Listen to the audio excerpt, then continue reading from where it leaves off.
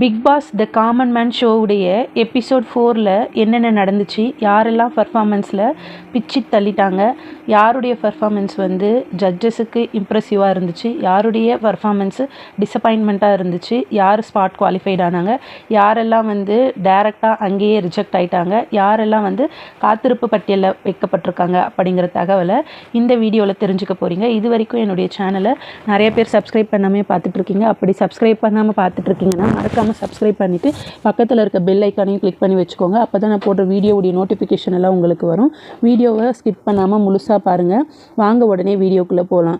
இன்றைக்கான episode 4ல் first வந்து participate பண்ண கண்டஸ்டன்ட் யாருன்னு பார்த்தோன்னா ஃபர்வீன் பானு. இவங்க வந்து மலேசியாவிலேருந்து வந்திருக்கிறதா சொல்லியிருந்தாங்க. ஆனால் அவங்களுடைய பூர்வீகம் வந்து இந்தியா தானும், தன்னுடைய அப்பா காரைக்காலை சேர்ந்தவர் அப்படின்னும், அம்மா வந்து புதுக்கோட்டையை சேர்ந்தவங்க அப்படின்னு தன்னை வந்து இன்ட்ரடியூஸ் பண்ணிக்கிட்டாங்க. அது மட்டும் இல்லாமல் இவங்க வந்து ரொம்ப ஸ்ட்ராங்காக ரெஜிஸ்டர் பண்ண விஷயம் வந்து நான் வந்து கன்சர்வேட்டிவான முஸ்லீம் ஃபேமிலியை சேர்ந்தவ அப்படின்னு சொல்லியிருந்தாங்க.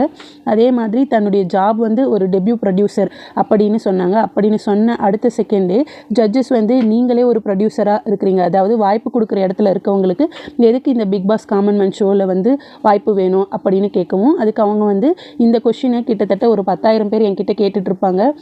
நான் வந்து இந்த பிக் பாஸ் ஷோக்கு வந்ததுக்கு முக்கிய ரீசனே வந்து மீடியாவில் எனக்கு நிறைய ஆசை இருக்குது. பிக் பாஸ் அப்படிங்கிறது என்னுடைய மிகப்பெரிய கனவு. ஃபஸ்ட்டு சீசனில் ஓவியா பார்த்ததுக்கு அப்புறமா ஓவியா மாதிரி இருக்கணும் அப்படிங்கிறத அங்கேயே டிசைட் பண்ணிட்டேன் அப்படின்னு சொன்னாங்க. அதே மாதிரி நான் ஒரு கன்சர்வேட்டிவான ஃபேமிலியிலேருந்து வந்திருக்கிறதுனால என்ன எல்லா விஷயத்தையும் வந்து அலோவ் பண்ண விட மாட்டாங்க. மோஸ்ட் ஆஃப் த ஃபேமிலிஸில் வந்து பேரண்ட்ஸுடைய ஃபோர்ஸ்ஃபுல்னால் கல்யாணம் பண்ணி வச்சுருவாங்க. அதனால் நிறைய கனவுகளை வந்து அச்சீவ் பண்ணுறதுக்கான ஆசை இருந்தாலுமே அந்த கம்யூனிட்டி வந்து எங்களை அந்த மாதிரி அச்சீவ் பண்ண விட மாட்டாங்க. ஆனால் அப்படி இருக்கக்கூடிய கம்யூனிட்டியிலேருந்து வந்த நான் வந்து அதுலேருந்து வெளியே வரணும் அப்படின்னு முடிவு பண்ணி இப்போ வெளியில் வந்து ஒரு ப்ரொடியூசராக என்னை வந்து அடையாளப்படுத்திகிட்ருக்கேன் அப்படின்னு சொல்லியிருந்தாங்க.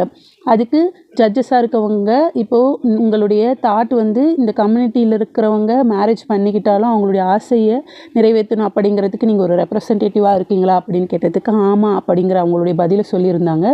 அதுக்கு ஜட்ஜஸ் வந்து நீங்களே வாய்ப்பு கொடுக்குற இடத்துல இருக்கிறதுனால உங்களுக்கு இந்த வாய்ப்பை கொடுத்து பின்னாடி இருக்கக்கூடிய ஒருத்தவங்களுடைய வாய்ப்பை நாங்கள் தட்டி பறிக்க விரும்பலை, அதனால் உங்களுடைய ஜேர்னியை இங்கேயே முடிக்கிறோம் அப்படின்னு சொல்லி அவங்களுடைய ரிசல்ட்டை எண்ட் ஆஃப் ஜேர்னி அப்படின்னு காமிச்சு அவங்களுடைய ஜேர்னியை இங்கே க்ளோஸ் பண்ணியிருக்காங்க ஜட்ஜஸ். செகண்டாக வந்த பார்ட்டிசிபெண்ட் யார் அப்படின்னு பார்த்தோன்னா மணிவண்ணன். அவர் உள்ளே என்ட்ரி ஆகும்போதே உங்கள் நெஞ்சில் குடியிருக்க வரும் உங்கள் மணிவண்ணன் அப்படின்னு பாட்டு பாடிட்டே ரொம்ப ஜோஷாக உள்ளே வந்தார். அப்புறமா ஜட்ஜஸ்க்கெல்லாம் வணக்கம் சொன்னதுக்கப்புறமா ஜட்ஜஸ் வந்து நீங்கள் எதுக்கு பிக் பாஸ்க்கு வந்திருக்கீங்க அப்படின்னு கேள்வி கேட்ட உடனே அதுக்கு அவர் என்ன சொன்னார்னா, எனக்கு 40 வயசு ஆகுது, 40 வயசாகியும் இதுவும் அச்சீவ் பண்ண முடியாதா அப்படிங்கிற நிலமையில் இருக்கக்கூடிய எனக்கு இந்த வாய்ப்பு வந்து ஒரு பெருசாக இருக்கும், அதுக்காக தான் வந்தேன் அப்படின்னு சொன்னாங்க. உடனே ஜட்ஜஸ் வந்து இது வரைக்கும் நீங்கள் வாழ்க்கையில் பண்ண பெரிய அச்சீவ்மெண்ட்னா எதை சொல்லுவீங்க அப்படின்னு கேட்ட உடனே அவர் விளையாட்டு வாக்கில் மேரேஜ் தான் அப்படின்னு சொன்னாங்க. மேரேஜ்னால் அப்போது ஒய்ஃப் எவ்வளோ பிடிக்கும் அப்படின்னா அவங்க தான் என்னுடைய உயிர், நான் உடல் அப்படின்னு எல்லாம் பேசிகிட்டு இருந்தார். உடனே ஜட்ஜஸ் எல்லாம் கலாய்க்கிற விதமாக உயிர் அங்கே இருக்குது, நீங்கள் எதுக்கு இங்கே வந்து பார்ட்டிசிபேட் பண்ணணும், உயிரும் உடலும் ஒன்றா சேர்ந்து இருக்கலாமே அப்படின்னு சொல்லி அவர் வந்து அவருடைய பதிலை கொடுத்துட்டு இருந்தாங்க. அப்புறம் ஓவியா வந்து உங்களுக்கு பணம் முக்கியமாக காதல் முக்கியமாக அப்படின்னு கேட்ட உடனே காதல் மனைவி தான் முக்கியம் அப்படின்னு அவருடைய கருத்தை தொடர்ந்து சொல்லிகிட்டே இருந்தார். அப்போ உங்களுக்கு என்ன தாங்க திறமை இருக்குது, எதுக்கு பிக் பாஸ்க்கு வரீங்க அப்படின்னு கேட்டதுக்கு நான் வந்து நல்லா என்டர்டெயின்மெண்ட் பண்ணுவேன், இருக்க இடத்த வந்து ஃபன்னாக வச்சுப்பேன் அப்படின்னு சொல்லிட்டு இருந்தார். அதுக்கப்புறமா வந்து சரி எங்களை வந்து என்டர்டெயின் பண்ணுங்க பார்க்கலாம் அப்படின்னு சொன்னோடனே இந்த காஞ்சனா படத்தில் ஒரு சீன் வரும் பார்த்தீங்களா, இந்த மாதிரி வந்து இது தேய்ச்சி குளிச்சியா அது தேய்ச்சி குளிச்சியா அப்படின்ட்டு கேட்பீங்களே, சாப்பிடும்போது இப்படியெல்லாம் கேட்பீங்களா அப்படின்னு கேட்பாங்க பார்த்தீங்களா, அந்த டைலாக்கு ஒரு மியூசிக்கோட போட்டு வந்து அவர் ஃபன் பண்ணிகிட்ருப்பார், ஜட்ஜஸ் எல்லாம் சிரிச்சிட்ருப்பாங்க. அதுக்கப்புறமா வந்து உங்களுக்கு சமூகத்து மேலே எதுனா கோபம் இருக்கா அப்படின்னு சொல்லி கேள்வி கேட்கவும், அதுக்கப்புறம் அவர் வந்து ஆமாம் அப்படிங்கிறதுக்காக ஒரு பேக்ரவுண்டு ஸ்டோரி ஒன்று சொல்லியிருப்பார். அதாவது அவர் பார்க்குறதுக்கு குள்ளமாக இருப்பாராம், அதனால் அவரை வந்து பல இடத்துல ரொம்ப அவமானப்படுத்தியிருக்காங்க, பொண்ணு கூட கிடைக்காம ரொம்ப கஷ்டப்பட்டேன். அப்புறமா இப்போ என் மனைவியாக இருக்கவங்களை வந்து கல்யாணம் பண்ணிக்கிட்டேன். அதே மாதிரி நான் வந்து ஒரு 50 கேஜி அவங்க 40 கேஜி, அதனால் வந்து நம்ம கல்யாணம் பண்ணிக்கலாம் அப்படி இப்படின்னு பேசி அரேஞ்ச் மேரேஜாக வந்து கல்யாணம் பண்ணிட்டு போயிட்டு இருந்தாலும் எங்களுக்குள்ளே எப்பயுமே ஃபைட் வந்துகிட்டே இருக்கும். அதே சமயத்தில் வந்து ஒர்க்குக்கு போகும்போது நான் ரொம்ப குள்ளமாக இருக்கிறதுனால ஒரு சேரில் உக்காந்தா கூட என்னுடைய கால் வந்து தரையில் படாது, அதை கிண்டல் பண்ணி நிறைய பேர் சிரிப்பாங்க. அதே மாதிரி பஸ்ஸில் போகும்போது பிரேக் போட்டாங்கன்னா பின்னாடி இருக்கவங்க வந்து தெரிஞ்சு தட்டுறாங்களா இல்லை தெரியாமல் தட்டுறாங்க பண்ணுறாங்களான்னு தெரியாது, என் தலையிலேயே அடிப்பாங்க. அப்படி நான் குள்ளமாக இருக்கிறதுனால இந்த சமூகத்து மேலே எனக்கு ஒரு கோபம் இருக்குது. அதனால யாருன்னா வந்து கோவப்படுத்திட்டாங்கன்னா நான் வந்து அழுக ஆரம்பிச்சிருவேன் அப்படின்னு அவர் வாழ்க்கையில் சந்தித்த கேவலமான விமர்சனங்கள்னால அவர் எவ்வளோ பாதிக்கப்பட்டார் அப்படிங்கிறத ரொம்ப உருக்கமாக இந்த ஸ்டேஜில் வந்து சொல்லியிருந்தார். அப்புறமா இவருக்கு ஒரு டாஸ்க் கொடுத்துருந்தாங்க.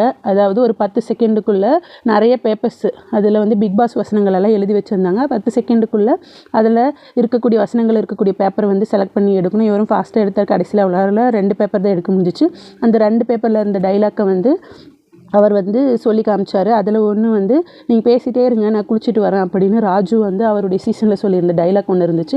அதை சொல்லி காமிச்சார். இவருடைய எல்லா பர்ஃபார்மன்ஸையும் பார்த்ததுக்கப்புறமா ஜட்ஜஸ் வந்து இவங்களுக்கு என்ன செலெக்ஷன் ப்ராசஸில் எந்த கண்டிஷனில் இருக்கார் அப்படிங்கிறத வெளிப்படுத்தியிருந்தாங்க. இப்போதைக்கு அவரை வந்து ஓல்டு கண்டிஷனில் தான் வச்சுருக்காங்க. ஃப்யூச்சரில் அவருடைய சூப்பரான திறமையால் அடுத்தடுத்த கட்டத்துக்கு போவாரா, இல்லைனா அவருடைய பயணம் அடுத்த கட்டத்திலே முடிஞ்சிருமா அப்படிங்கிற உங்களுடைய கருத்தை மறக்காமல் கமெண்ட் பாக்ஸில் பதிவு பண்ணுங்கள். தொடர்ந்து என்னுடைய வீடியோஸை பார்த்தீங்கன்னா பிக் பாஸ் காமன் மேன் ஷோவுடைய அப்டேட்ஸை வந்து நான் கொடுக்குறத உங்களால் தெரிஞ்சுக்க முடியும். அதனால் தொடர்ந்து ஃபாலோ பண்ணுங்கள். மறக்காமல் சப்ஸ்கிரைப் பண்ணிக்கோங்க. இன்றைக்கான வீடியோ எப்படி இருந்துச்சு அப்படிங்கிறத மறக்காமல் வந்து கமெண்ட் பாக்ஸில் பதிவு பண்ணுங்கள். அடுத்த வீடியோ அப்டேட்டோட உங்களை சந்திக்கிறேன். Ta-ta by.